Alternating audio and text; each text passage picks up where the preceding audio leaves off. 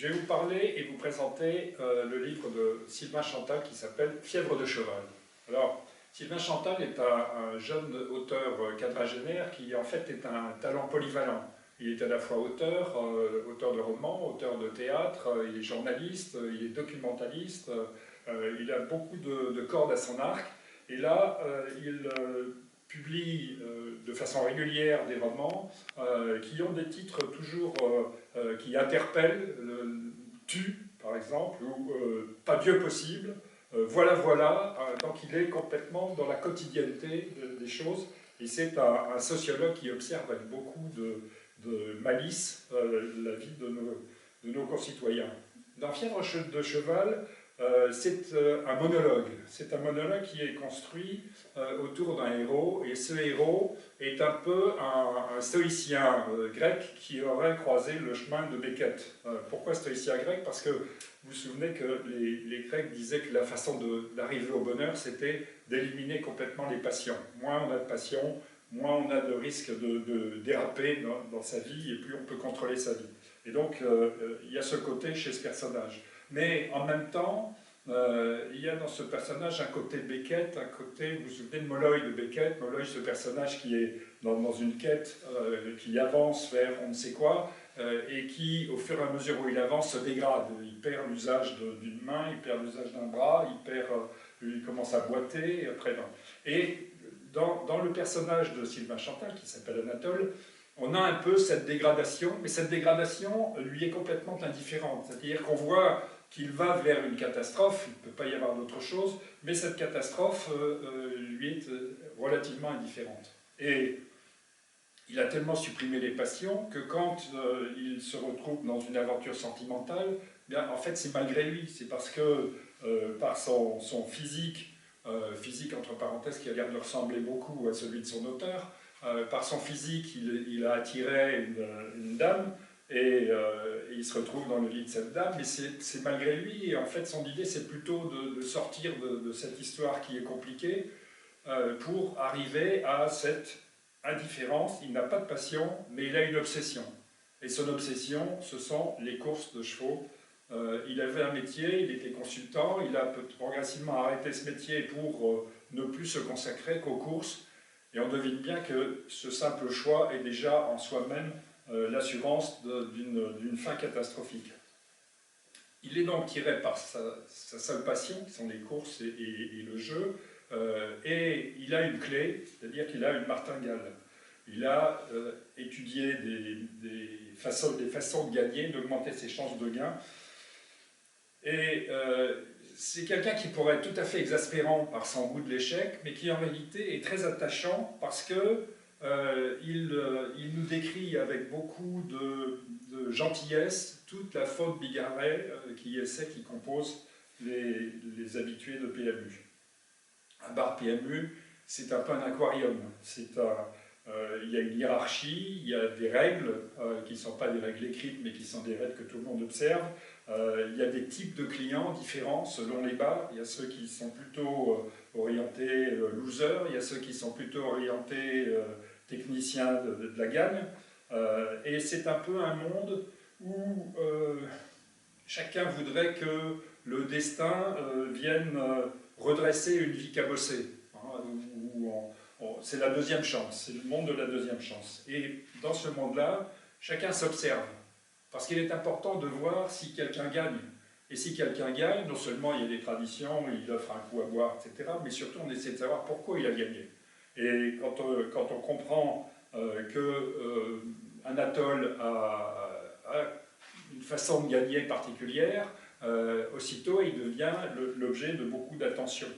Parce que si on gagne à partir de calculs que l'on a fait, on peut aussi gagner par un petit coup d'œil. En bridge, on dit qu'un bon coup d'œil vaut mieux qu'une mauvaise impasse. Eh bien, c'est aussi ce que pensent les turfistes, qui donc vont essayer d'obtenir d'Anatole les raisons pour lesquelles il réussit à gagner.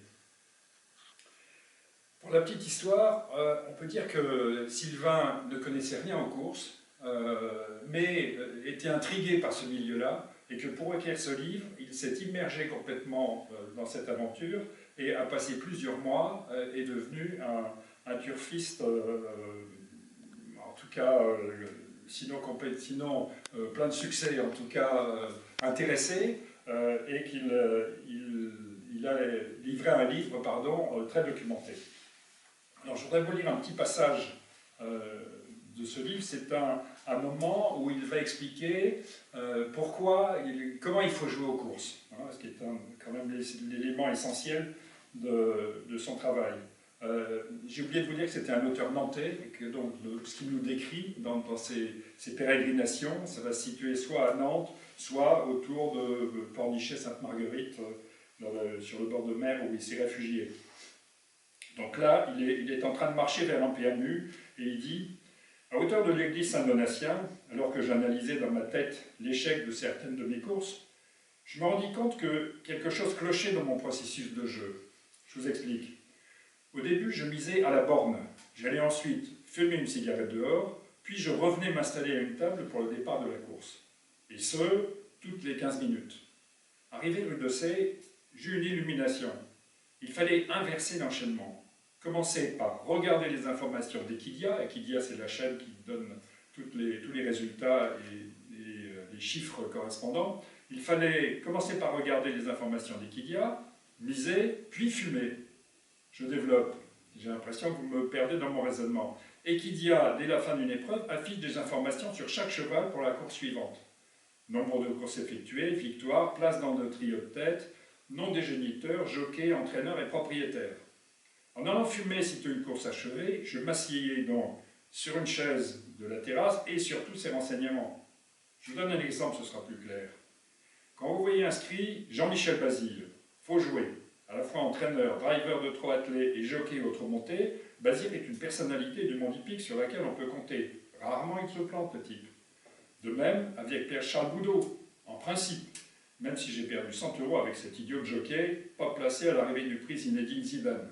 Entre parenthèses, prix Zinedine Zidane, je vous jure que ça existe, mon portefeuille s'en rappelle. Jusqu'en classe de 6e, j'étais assez fort en mathématiques. Après, ça s'est gâté, j'ai eu 12 sur 80 au baccalauréat. Cela dit, il me reste aujourd'hui d'estimables capacités en calcul mental. Et avec Equidia, on doit aller vite car les informations s'éclipsent de l'écran au bout de 5 secondes. J'ai l'impression que je vous perds. J'avais dit que je ne dévoilerais pas ici ma méthode, mais il le faut pourtant un minimum, sinon vous allez penser que je débloque.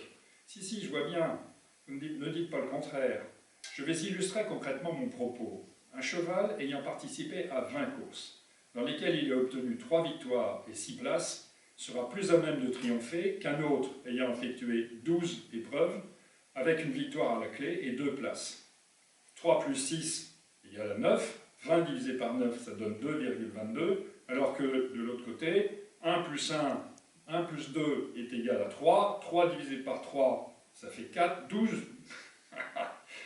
3 plus 6 est égal à 9, 20 divisé par 9, ça donne 2,22, alors que de l'autre côté, 1 plus 2 est égal à 3, 12 divisé par 3, ça fait 4, bref, on a un canasson qui a 2 fois plus de chances de gagner que l'autre.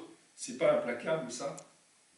Voilà, c'est très mal lu, mais c'est très bien écrit. C'est écrit de façon très drôle. Et donc, on va assister à la façon dont Anatole développe sa martingale, qui évidemment n'est pas infaillible, et puis petit à petit va dériver parce qu'il trouve des façons d'obtenir plus d'argent pour miser davantage, et on va le voir décliner dans la bonne humeur et l'indifférence à peu près générale. C'est un livre qui se lit très facilement, qui est écrit comme un dialogue quotidien, bien que je vous ai lu la partie la plus complexe, qui est celle de l'explication de sa martingale, et que vous aurez grand plaisir à lire. C'est même un excellent cadeau de Noël, ça s'appelle « Fièvre de cheval » de Sylvain Chantal aux éditions Le Dilettant.